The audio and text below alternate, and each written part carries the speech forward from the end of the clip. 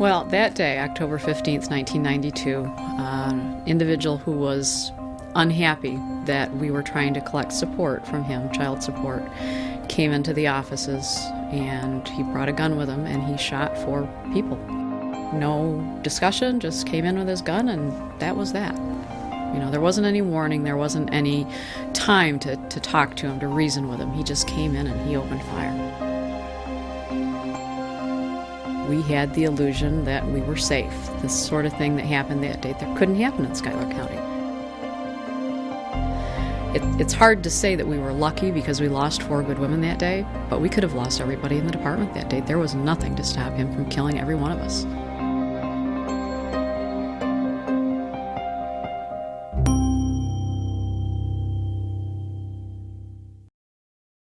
CSEA has always been a leader in the fight for workers' safety. We believe that every worker has a right to a safe and healthy workplace.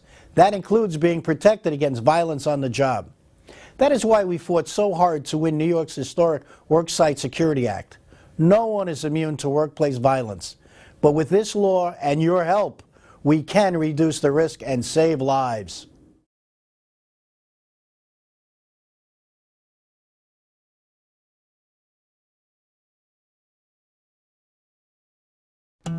Every day, CSEA members face the threat of workplace violence. Even in locations that many people wouldn't consider violent or dangerous, such as nursing homes, parks, or libraries. Plain and simple, workplace violence affects everyone. In this DVD, we'll show you how you can reduce your risk of violence in the workplace and let your voice be heard.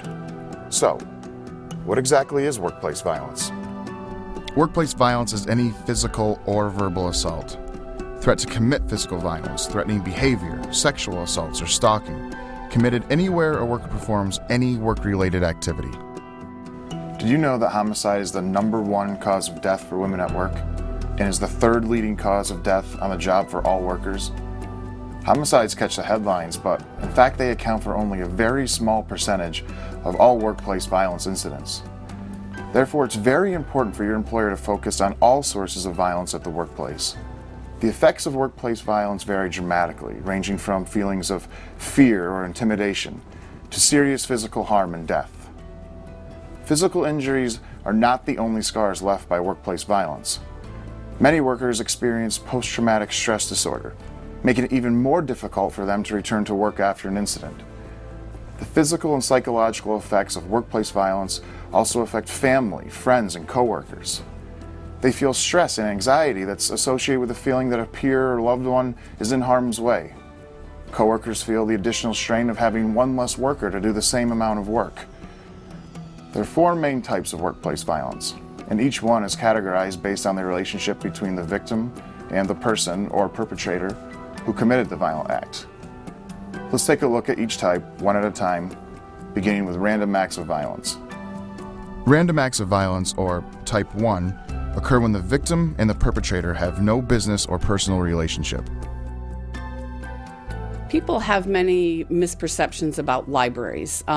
They are wonderful places to go to bring a family, but we also have people that come to us for really nothing library related. They spend actually their days with us. So we have a large segment of the population who are mentally disturbed. We have people who are suffering from alcohol and drug addictions. There are people on the street.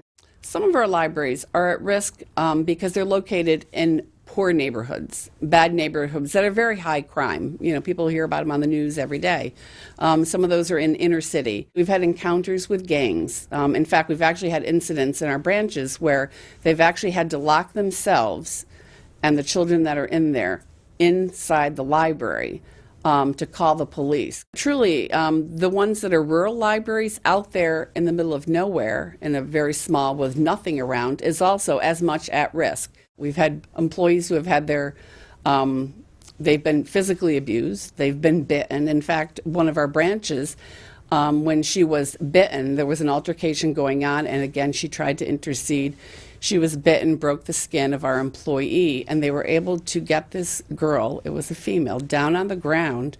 45 minutes it took the police to get there. And I can't imagine what that person was feeling, that staff person was feeling during that it's like an eternity, it must be, waiting for that siren, waiting for someone to come in for help.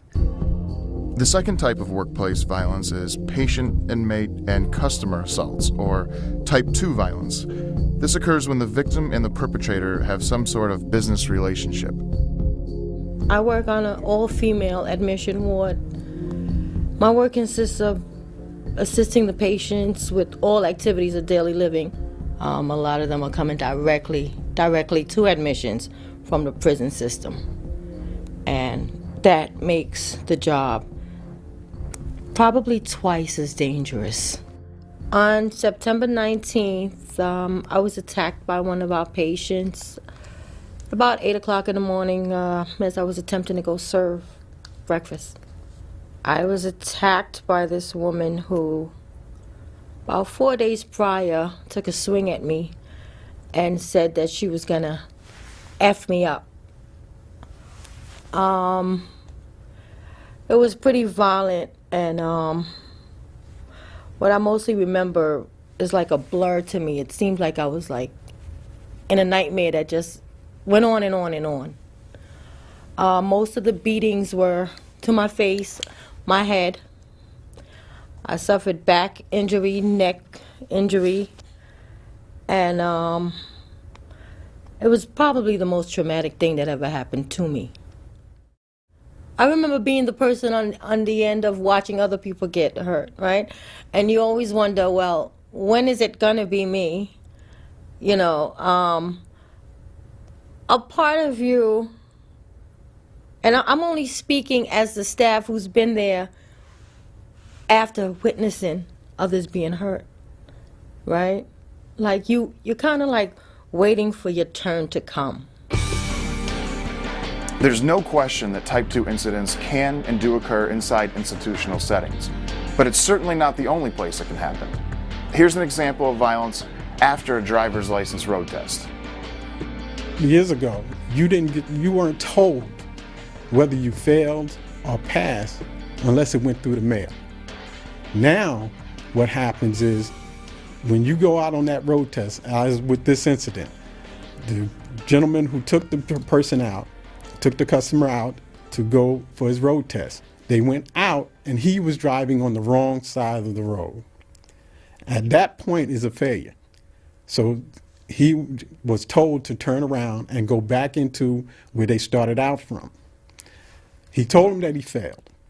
The individual got very upset, and he went to talk to a supervisor, who in turn told him the same thing.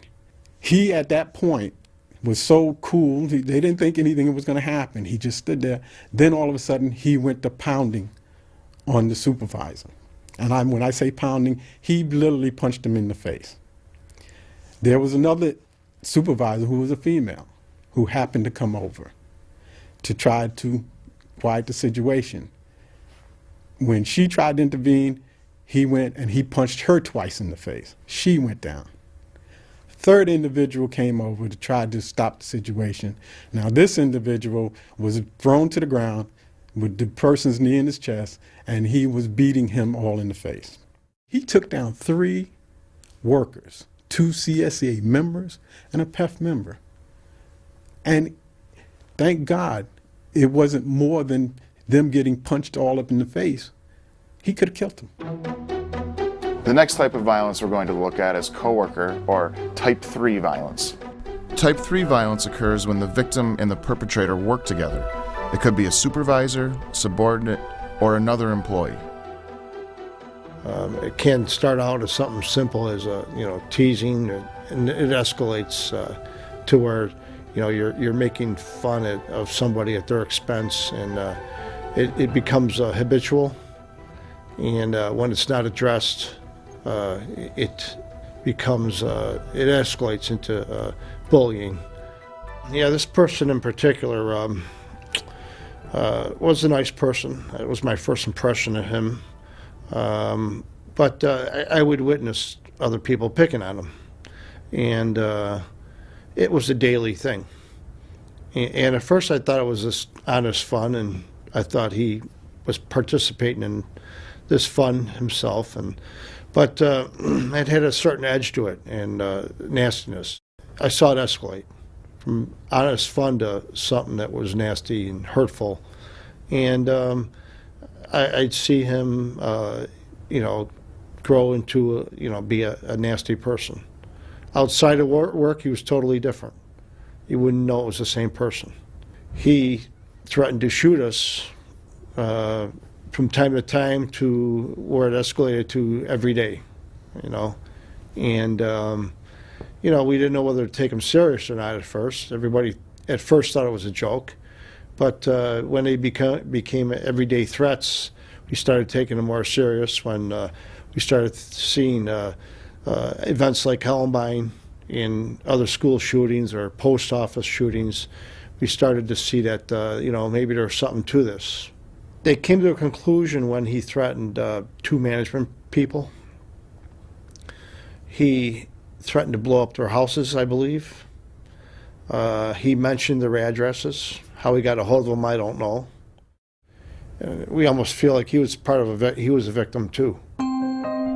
The last type of violence we're going to look at is domestic violence, or Type 4, which occurs when the victim and the perpetrator have an intimate or personal relationship. Nearly 70% of these victims report some sort of abuse while at work. That's why employers have the responsibility to address domestic violence in the workplace. My husband came home from dinner one night, and he must have had a bad day. And I remember being at the dinner table, and my husband asked me a question, and he didn't like the response. And I remember being hit to the right side of my jaw.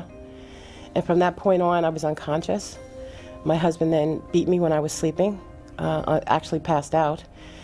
He broke my jaw in 2 places where I now have pins, broke my collarbone, 9 ribs, cracked my pelvis, my left leg, and 2 toes. I was then in the hospital for over 19 days. I needed blood, and it was a very bad experience. As a result of the attack, I lost 2 months from my job. I mean, somebody that was very, very good at their job can suddenly now have to second guess every action and every aspect of their job. Somebody who never was a time abuser is now a time abuser. In one situation, a gentleman knew what building his wife worked in. He knew what shift she worked in. He knew what car she drove. So he actually sat in the parking lot and waited for her to come out of the building. At that point, he attempted to physically assault this young lady. And safety had to be called, and he had to be removed. In some cases of domestic violence, the abuser and the victim don't even have to be in the same room. The email and the text messaging, technology, it's really, it can now frighten people more because you can carry it with you. Most of us have cell phones, all of us get texts, and if, an abuser really wants to stalk you, because that's what it is, they're stalking you when you're at work by sending you those text messages, they can do that. Domestic violence is a power that one person has over another, be it physical, psychological, mental, financial, any kind of coercion. It's a power struggle, actually, where one person has more power over another. So many people just look at the pushing and the shoving and the marks, but there are unseen marks, the psychological things that go on. As you can see, workplace violence comes in many forms, which means that an effective workplace violence program addresses all types of violence.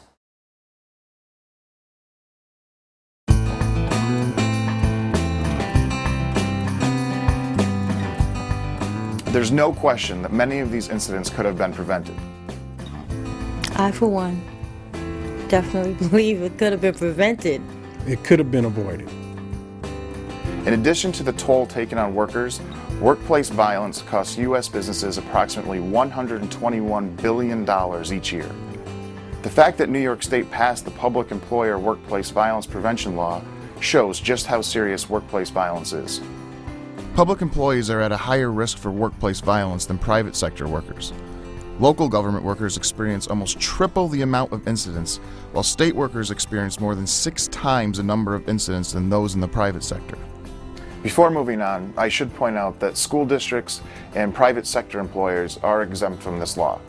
However, even if this law doesn't cover your workplace, you're still at risk for violence. This information can and should be applied to your workplace. So let's take a look at the law in a little more detail. The law focuses on physical violence and other illegal acts. New York already considers physical assault such as punching or kicking and aggressive behavior like making threats to commit physical harm as a crime.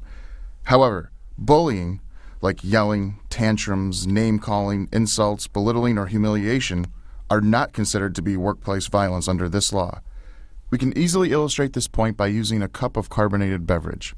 Bullying is at the bottom of the glass, and if it goes unchecked, the carbonation is allowed to accelerate to aggressive behavior, physical harm, and in some cases, it can spill over and result in death or serious physical harm. Keep in mind that the law serves as minimum requirements. Of course, your employer can always do more. Everybody has dignity, and we should be treating others like we would treat ourselves. And I'd like to take that a step further and say not only our members, but everybody we work with, whether they be management, somebody, our PEF union brothers or sisters, or even especially our own CSCA brothers and sisters, that we treat each other with dignity. And the golden rule, treat others how we want to be treated ourselves.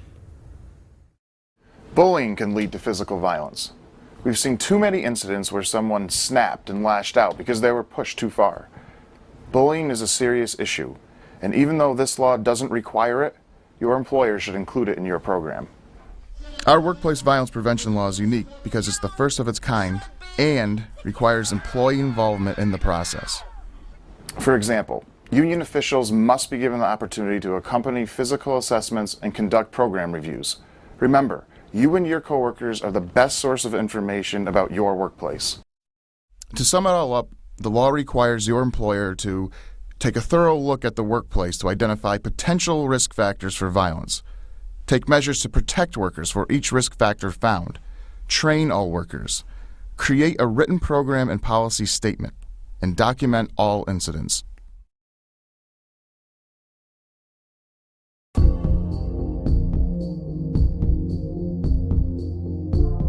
An incident involving workplace violence is often determined by the presence of specific risk factors. We were completely accessible. People could come up either end of our hallways. We saw clients in our offices. There were no barriers, no metal detectors, nothing to prevent shooting or violence of any kind. In this case, those risk factors would include conditions or situations that would leave workers vulnerable to violence. Now, every workplace is different. So in order to ensure your safety as well as that of your coworkers, it's important to identify all the risk factors that are present at your workplace. Here are some examples of potential risk factors. Unrestricted public movement throughout the workplace, handling complaints, working with dangerous or unstable people, working in the community, long waits for service, or working alone in remote areas, working during off hours, working alone or in small groups, working out of sight or voice of coworkers, or working without proper training. Procedures and other work practices can also put workers at risk. So when you're identifying risk factors, consider how your employer is doing things. Believe it or not, standard operating procedures can create a hazardous situation. Dangerous workplace items pose another risk and can create an incentive for a criminal to cause workplace violence, such as robbery.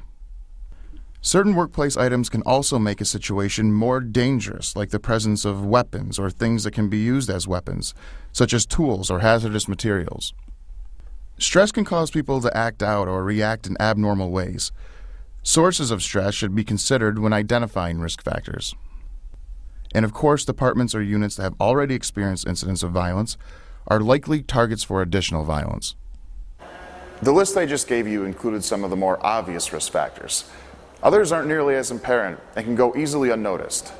That's why your participation in finding all risk factors for your workplace is important, and why your participation is part of this law.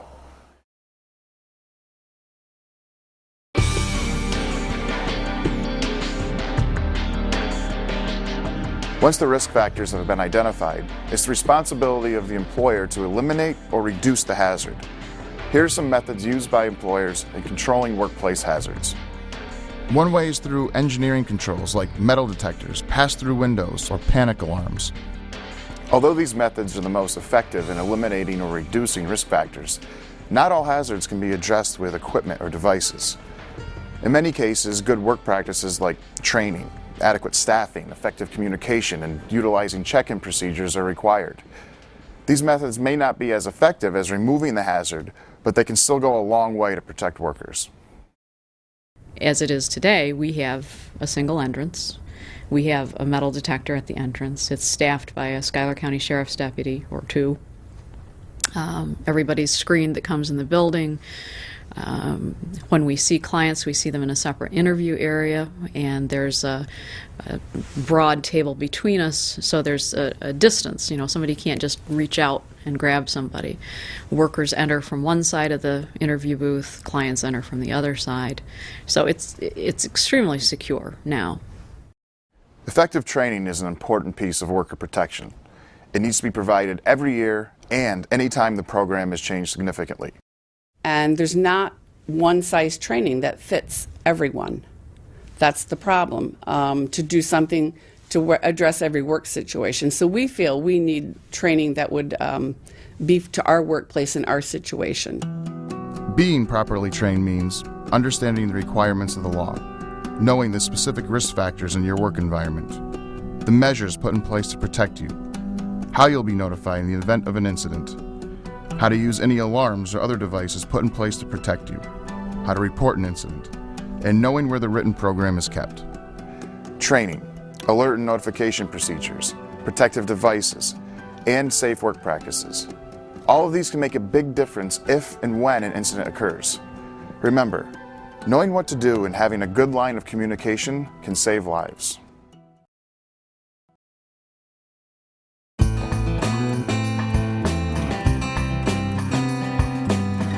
So what can you do? Start by taking a good look around your work site. List the things that don't seem right to you. Include the concerns you have as well as any ideas that could correct the situation. Report what you find to your supervisor, union representatives, or your workplace violence committee. If you have questions about policies or procedures, or if you have not received training, speak with your union representatives or your supervisor. Nobody knows your work area better than you. Fill out surveys sent to you, participate in focus groups, or be vocal during inspections when asked. Be a part of the solution. If a serious violation exists, or if your employer fails to create a workplace violence program, written notification must be given to your supervisor.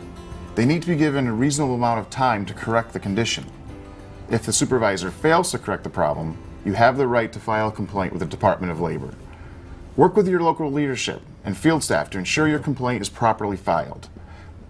Imminent danger situations or conditions that will result in death or serious physical harm do not require written notice to your supervisor. Remember, your employer cannot stop you from reporting the criminal act, prosecuting the offender, or otherwise pursuing your rights as the victim of a crime. Retaliation against you for pursuing your rights under this law is also forbidden.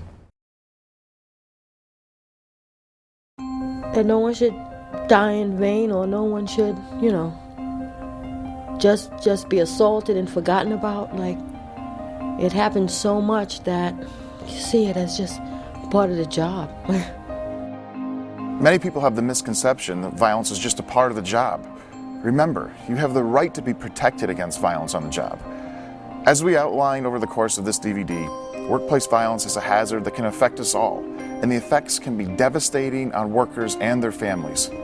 By implementing the provisions of workplace violence prevention law, you can play an active role in effectively reducing or eliminating violence at your workplace. Take care and stay safe.